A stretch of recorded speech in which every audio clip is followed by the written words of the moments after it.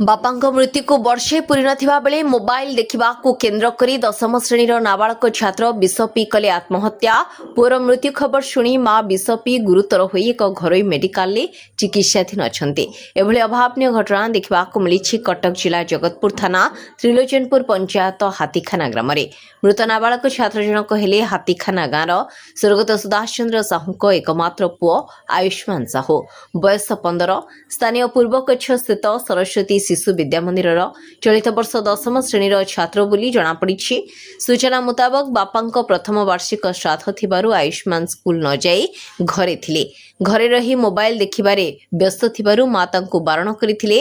एथिरे आयुष्मान विरक्ति प्रकाश करिबा सह घर मध्यरे एक कीटनाशक औषध पी देथिले। परिवार लोके आयुष्मान को घरे पड़िथिबा देखि उद्धार करी प्रथमे जगतपुर स्थित घरोई हस्पिटाल और परे कटक बड़ मेडिकल चिकित्सा पाई नैथिले। सेठारे डाक्तर तांको मृत घोषणा करिथिले। एकमात्र पुअर मृत्यु खबर पाई मां मध्य विष पी देथिले। स्थानीय लोके मां को उद्धार करी चिकित्सा पाई मेडिकल भर्ती करिथिले हैं। गुरुतर अवस्था चिकित्सित हेउथिबा जनापड़ी। खबर पाई जगतपुर पुलिस एक अपमृत्यु मामला रुजु करी मेडिकल पहुंची आयुष्मान मृतदेह को जबत करी शव व्यवच्छेद पाई पठाई तदंत करुथिबा ने सूचना मिली। सालेपुर ज्ञानरंजन दास को रिपोर्ट विचित्र दुनिया।